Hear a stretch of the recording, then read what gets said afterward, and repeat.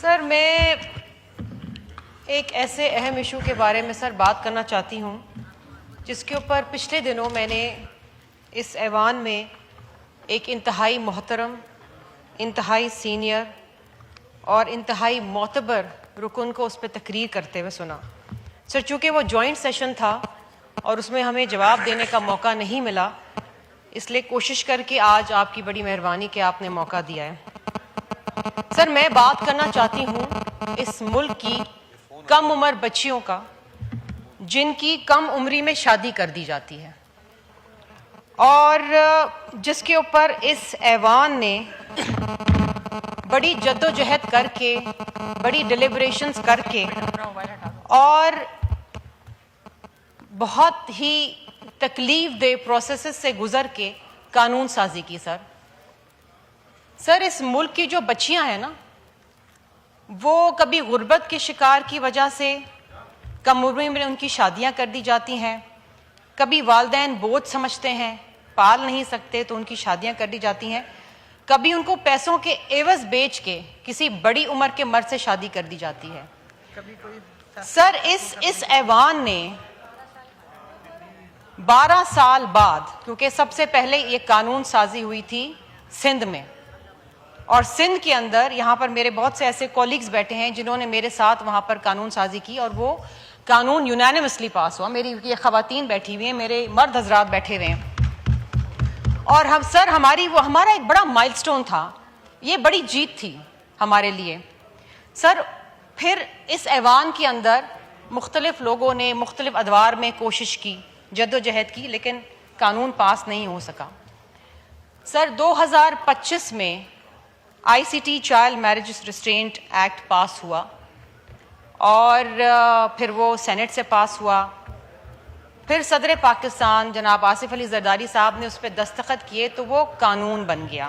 And I am so proud of the president, because جب president صاحب کے signature کا وقت آیا تو ایک کال دی گئی کہ ملک گیر احتجاج ہوگا اگر صدر مملکت نے اس قانون پہ دستخط کیے۔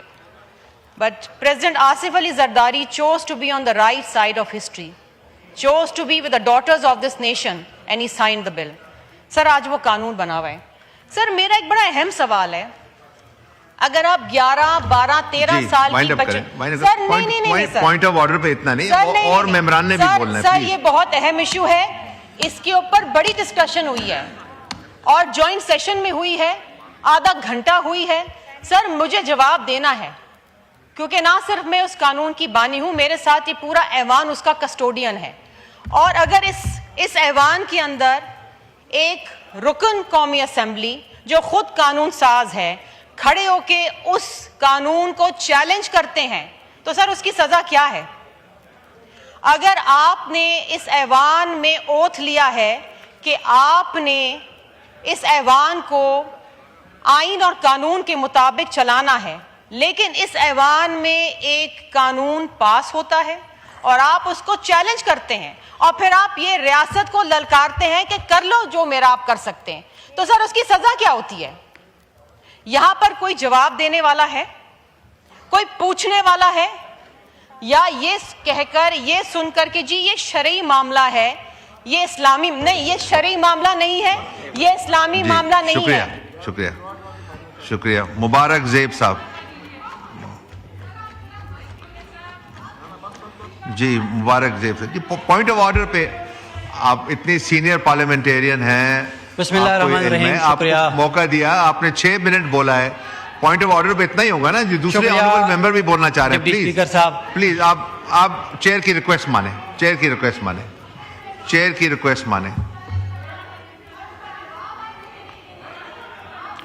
شکریہ۔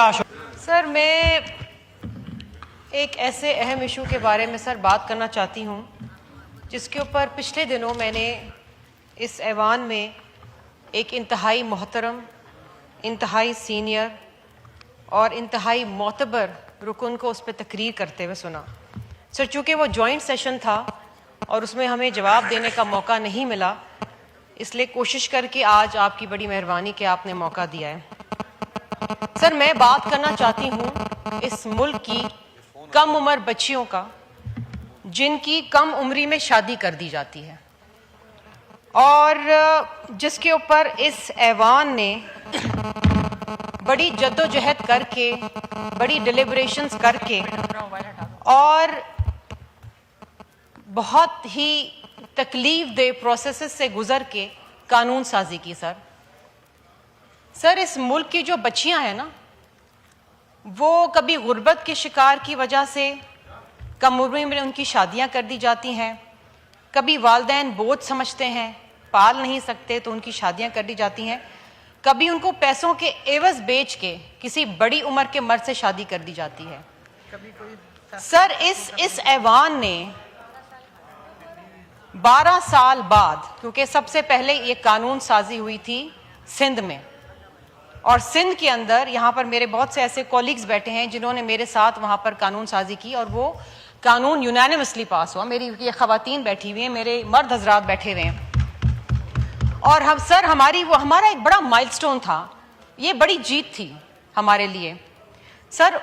پھر اس ایوان کے اندر مختلف لوگوں نے مختلف ادوار میں کوشش کی، جدوجہد کی، لیکن قانون پاس نہیں ہو سکا سر۔ 2025 میں ICT child marriage restraint act pass ہوا، اور پھر وہ سینٹ سے پاس ہوا، پھر صدر پاکستان جناب آصف علی زرداری صاحب نے اس پہ دستخط کیے تو وہ قانون بن گیا۔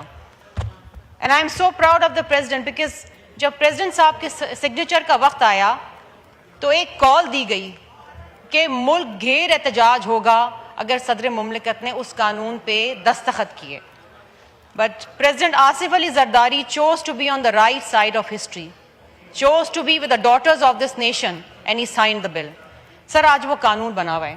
سر میرا ایک بڑا اہم سوال ہے، اگر آپ 11 12 13 سال کی بچے، سر نہیں سر، پوائنٹ آف آرڈر پہ اتنا نہیں، اور ممبران نے بھی بولنا ہے سر، یہ بہت اہم ایشو ہے، اس کے اوپر بڑی ڈسکشن ہوئی ہے اور جوائنٹ سیشن میں ہوئی ہے، آدھا گھنٹہ ہوئی ہے سر۔ مجھے جواب دینا ہے، کیونکہ نہ صرف میں اس قانون کی بانی ہوں، میرے ساتھ یہ پورا ایوان اس کا کسٹوڈین ہے، اور اگر اس ایوان کے اندر ایک رکن قومی اسمبلی جو خود قانون ساز ہے کھڑے ہو کے اس قانون کو چیلنج کرتے ہیں تو سر اس کی سزا کیا ہے؟ اگر آپ نے اس ایوان میں اوتھ لیا ہے کہ آپ نے اس ایوان کو آئین اور قانون کے مطابق چلانا ہے، لیکن اس ایوان میں ایک قانون پاس ہوتا ہے اور آپ اس کو چیلنج کرتے ہیں، اور پھر آپ یہ ریاست کو للکارتے ہیں کہ کر لو جو میرا آپ کر سکتے ہیں، تو سر اس کی سزا کیا ہوتی ہے؟ یہاں پر کوئی جواب دینے والا ہے؟ کوئی پوچھنے والا ہے؟ یا یہ کہہ کر، یہ سن کر کہ جی یہ شرعی معاملہ ہے، یہ اسلامی نہیں، یہ شرعی معاملہ نہیں ہے، یہ اسلامی معاملہ نہیں ہے۔ شکریہ شکریہ مبارک زیب صاحب۔ جی مبارک زیب صاحب، جی پوائنٹ آف آرڈر پہ آپ اتنی سینئر پارلیمنٹیرین ہیں، بسم اللہ الرحمن الرحیم، آپ کو موقع دیا، آپ نے 6 منٹ بولا ہے، پوائنٹ آف آرڈر پہ اتنا ہی ہوگا نا جی؟ دوسرے آنریبل ممبر بھی بولنا چاہ رہے ہیں، پلیز اسپیکر صاحب، پلیز آپ چیئر کی ریکویسٹ مانیں، چیئر کی ریکویسٹ مانیں، چیئر کی ریکویسٹ مانیں۔ شکریہ۔